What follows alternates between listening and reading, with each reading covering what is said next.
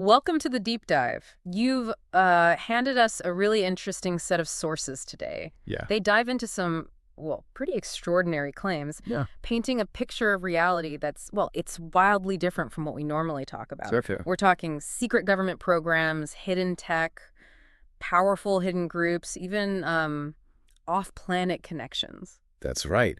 A lot of this comes from transcripts of a YouTube video, actually.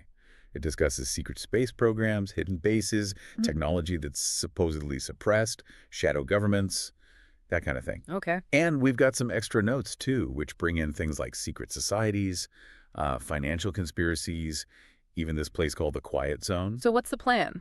Our mission today? Well, our mission is to guide you through these specific sources. Mm-hmm. We want to unpack the claims they make, connect the dots as they present them, Right. and pull out the key bits of information for you. It's really about exploring the stories within these documents, not about us confirming if they're true or not.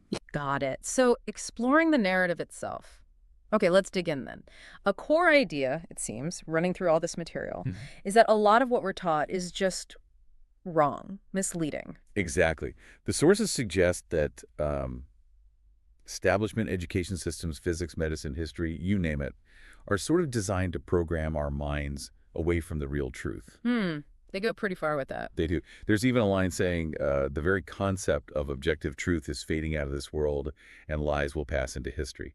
It really sets the scene for their main narrative, Wishes. which is this idea of a hidden reality basically manipulated by a group they call different things, the deep state, the cabal, sometimes the New World Order. Okay, the deep state or cabal, how do the sources describe this group? What are they like? They paint a picture of a, well, small group, but incredibly powerful. Maybe even psychopathic individuals who've supposedly gathered just immense wealth, advanced technology, secret information over centuries. Essentially. Yeah, that's the claim. And it apparently includes powerful politicians, the one percenters, chairman of boards, people whose names you wouldn't necessarily know, but who hold the real power. And they operate like a shadow government. Kind of like a global one, yeah. Yeah. The sources suggest they issue orders that affect entire nations. Wow. Okay, that's a huge claim right there. Right. Now, you mentioned a secret space program, the SSP. The sources seem to focus a lot on that. They really do. It's Yeah. presented as operating completely separate from, NASA or anything public. And it involves what they call multi-level shadow government compartmentalism. Very hush-hush. So where did this supposedly come from? According to this material, it actually goes back to Germany before World War II. Before the war. Yeah, they allegedly developed these, well, fantastic wingless vehicles.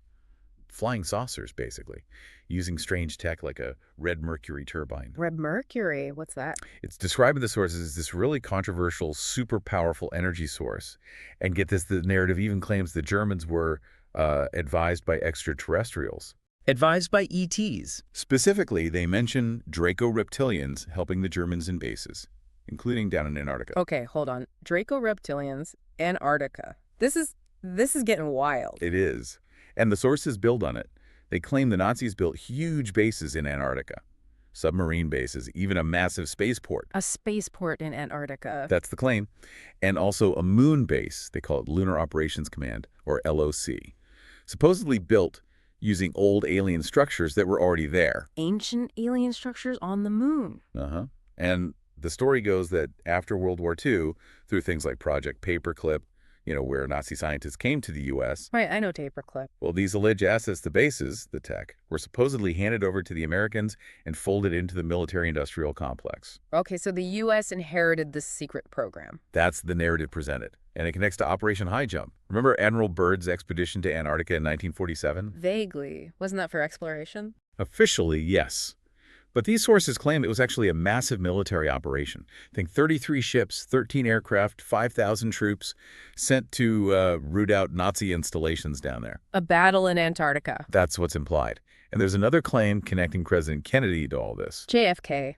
How? The sources suggest he knew about these kinds of operations way back in 1942, and that maybe he was assassinated, partly because he started looking into MJ-12 and alleged CIA dealings with ETs. MJ-12. That's the supposed secret group managing UFO info, right? The very same, according to these conspiracy theories. Okay, the capabilities they assign to this SSP, they're just incredible. What kind of tech are we talking about? We're talking electrogravitics, basically using electricity to control gravity for flight. The sources claim this was working by 1942. GPT that early. Yep.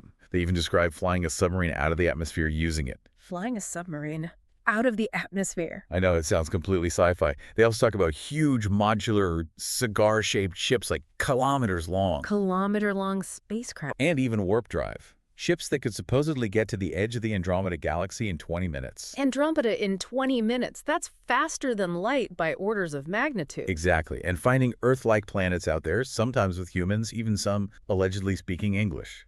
Okay, my mind is officially blown. How on earth, pardon the pun, could something like this be funded, kept secret? Right. Well, the sources claim vast amounts of money are secretly funneled into this through really complex financial schemes, black budgets, that sort of thing. Any specific numbers? There's one really specific claim that 28% of the entire U.S. gross national product is spent just on building underground bases. 28%? That's astronomical. How could that possibly be hidden? It seems impossible, I know. But the sources point to things like China building those 50 ghost cities, cities for 64 million people costing trillions that sit largely empty. I've heard about those. They use that as an example, saying, look, massive spending happens that isn't really understood or accounted for publicly. So maybe, they argue, the secret spending is possible too. Okay. So beyond the ships and bases, the sources also talk about control, mind control. They mention MKUltra. Yes, MKUltra. Described here as a real CIA program from the 50s and 60s. The sources claim it involved a trauma-based mind control. Trauma-based. Using things like electroshock, heavy drugs, hypnosis, trying to create programmable agents, basically, done at secret bases. That's chilling. Do they give examples? Very specific ones, allegedly from people who experienced it. Being taken to secret locations, maybe Area 51 or Tonop out in the Nevada desert. Right. Put in really isolating, terrifying situations, given injections with intense physical side effects, being hypnotized. And you mentioned screen memories. Yeah, the claim is they'd be given false memories after, say, a mission debriefing or training, like being told they went to a dinosaur museum to cover up the real experience. Wow. That leads into something else mentioned. This 20 and back program. What's that about? Okay, get ready for this one. The sources claim people serve a full 20-year term in these secret programs. A 20-year secret tour of duty. Exactly. And then, using supposed non-terrestrial technology, they are age-regressed, made younger, and time-regressed, sent back in time. Made younger and sent back in time. Yeah. Placed back into their original life, maybe to finish a normal military term, with zero memory of those 20 years they served in secret. That is beyond extraordinary. Is there any, specific account? There's one very specific claim mentioned. Someone supposedly drafted into this at 16 during Christmas break. 16. Transported to the moon, signed non-disclosure papers, all before turning 17. Then, presumably, did their 20 years and got sent back. Wow. Okay, let's shift gears slightly. The sources also talk about elite control through bloodlines and secret societies. Right. They bring up the whole phenomenon of elongated skulls found in places like Egypt, Siberia, among conquerors, even European nobles. The ones that look sort of stretched back. Exactly. The sources use this to suggest a distinct bloodline, maybe not entirely human, running through history. And they connect this to modern elites. They make some pretty surprising genealogical claims, yeah? Huh. Saying that royal families, Norway, Sweden, Spain, Denmark, are supposedly descendants of this Des clan who they link to the elongated skulls. European royalty. And even U.S. presidents. One study cited claims 13 out of the first 40 presidents had direct blood ties to European nobility.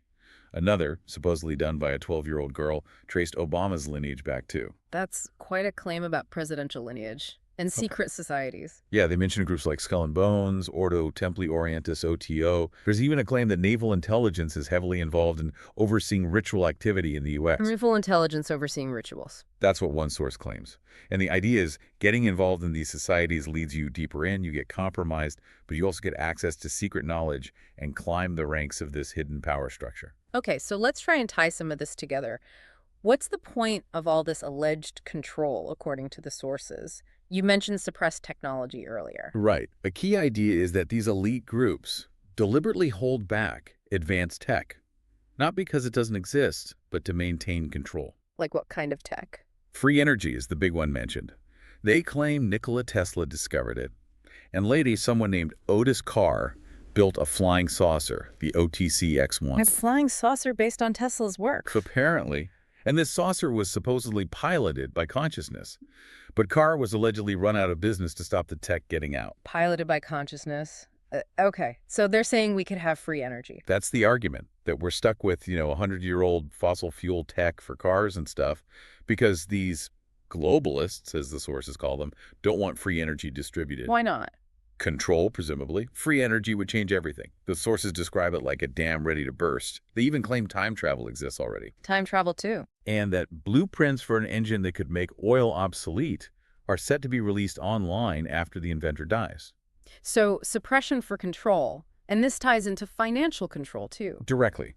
The sources flat out state the Federal Reserve is a rigged system, controlled by a private banking cartel that engineers fake economic crises for profit and control. They point to anything specific. They mention the LIBOR scandal, remember that? Where big banks were caught colluding to fix interest rates. Yes, I remember LIBOR. The sources use that as proof, saying, see? They act like branches of one big corporation engaged in massive financial organized crime. And they claim this lack of transparency allows for hidden spending. Exactly. They claim the Fed doesn't even track losses on a huge, $2 trillion portfolio. Yeah. And that the Pentagon is only now supposedly getting its first real audit, suggesting money can just disappear into these black projects. And the result of all this alleged manipulation? According to the sources, it's basically a permanent economic depression. Although not called that because the metrics are rigged, they say. It wipes out the middle class, creates massive inequality where just a few people have enough wealth to feed entire nations. Okay, let's circle back to the ET aspect. The sources mention how they supposedly travel and communicate. Yeah, they talk about a cosmic web, like electromagnetic filaments connecting stars and planets. That's supposedly how ETs travel and communicate. A cosmic web. And nuclear weapons. Big issue, according to the sources. Nuclear explosions here apparently send negative feedback through this web. It signals to ETs that we're spiritually immature. So ETs are monitoring us, any alleged interaction. Oh, yeah. Specific claims about UFOs showing up over nuclear missile sites. Malmstrom Air Force Base, Bent Waters in the UK. I've heard those stories. And supposedly deactivating the missiles. The implication in the sources is that ETs might be preventing us from nuking ourselves. Intervention to prevent nuclear war. That's the suggestion. And they mention a specific crop circle, the Oregon Formation in 1990. The crop circle. Yeah, but interpreted as a deliberate ET statement. A mandala symbol representing the cosmic mind, the creator of the universe's geometry. A message, basically. A message in a field. And what about the Draco reptilians again? What else do the sources claim about them? Well, revisiting that, the claim is they picked Germany for certain missions, like removing unwanted people and setting up slave factories to build ships for a Draco navy. Slave factories for ET ships. That's the allegation. Advising the Germans, having huge underground cities in Antarctica, in warm geothermal caverns, housing millions of reptilians. Millions, underground in Antarctica. And that controversial claim of a treaty between the Nazis and these Draco or Saurian reptilians is mentioned again. It's a very dark picture they paint there. Any positive ET contact mention. They do reference reports of what they call legitimate ET contacts, mostly in the 40s to 60s. And what did those ETs supposedly say? According to these accounts, the message was simple. Two main things.